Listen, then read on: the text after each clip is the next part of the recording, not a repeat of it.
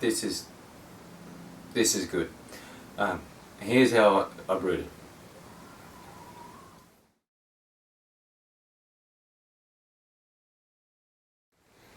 Howdy brewers, we're going to do an XPA with extract using the Cooper's Australian Pale Ale as the base malt, and this is a Mangrove Jack's Australian wheat beer. So there'll be some, I'm not sure what hops are in there, but there's wheat malt extract in there, and that's it to give it a silkier mouth feel. We're going to do some cold steeping of the grains overnight. This is 200 grams of light crystal malt, and we'll just have we'll put that in 3 litres of water in this pot, a lined pot. Crush the grains, put the grains in here, have them steep overnight in the cold, and then we'll be boiling with some hops in it tomorrow when we make this recipe up. Alright, cheers. So that's all it looks like when you do the cold steep. Important thing is to make sure you fold the corners down. If you leave these hanging over the top overnight, you'll find all your grain water will have leaked out the sides from capillary action. Alright, can weigh that down. In fact, I will.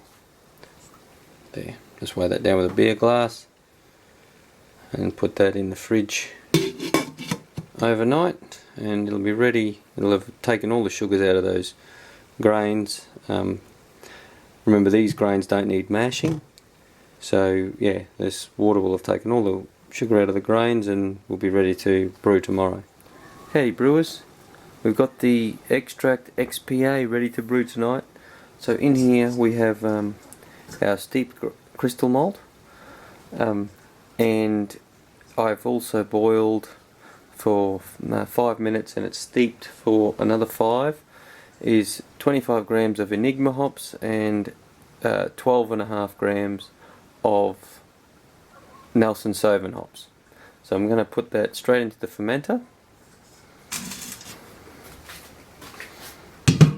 Alright, so there's the grain water, and we're just going to add the Australian wheat malt extract. Okay, we've added it, and because the steeping water was nearly boiling, we're just going to leave that soften up for a few minutes while we just get our malt extract ready to go. Okay, there's all the ingredients mixed. The Cooper's Pale Ale, Australian Pale Ale extract, the 1 kilo of Mangrove Jack's wheat beer extract, or wheat malt extract, and 400 grams of crystal malt steeped overnight. And now we've got some recultured Cooper's yeast, and that's what we're going to use to ferment our extract XPA. Alright, we'll come back when this is done. Cheers. Welcome back. Hope you enjoyed that very short brew day. Yeah, so I did. I added hops right at the start of fermentation, and then at the end of just at the end of fermentation. So there's probably only a couple of gravity points left. So followed sort of a New England style IPA, but in an extract XPA, and Enigma and Nelson Sauvin are a great match. There is a lot of the white wine characteristics. There is some great flavour there.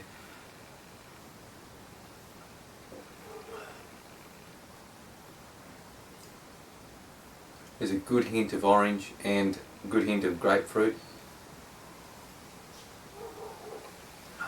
And the mouthfeel is just fantastic. The Australian Pale Ale for the Cooper's kit's meant to have a bit of wheat malt in it, and that was why I also added the wheat malt extract or wheat dry malt extract kit as well, because there's a lot of wheat malt in that, and just makes for a real silky mouthfeel.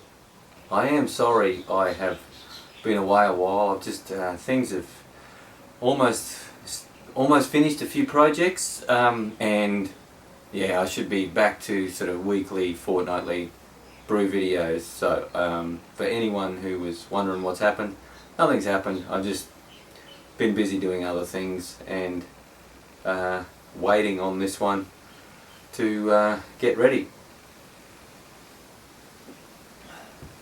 So I have been reverting to natural keg carbonation. 65 grams seems to be in a 19 litre keg. 65 grams of dextrose in about a cup of boiling water seems to be the ideal mix to get a good balance of carbonation. So this is really nice. I haven't had I haven't made a hoppy beer for some time, mainly because I've just been trialling other beers, but this is a ripper. So if you wanted to make an extra pale ale, double XPA or X squared PA, give this one a go. And yeah, so if you haven't already said what you want me to brew or talk about in my 99th brew video coming up soon, please type it in the comments, and we'll see what we can do. Alright, happy brewing.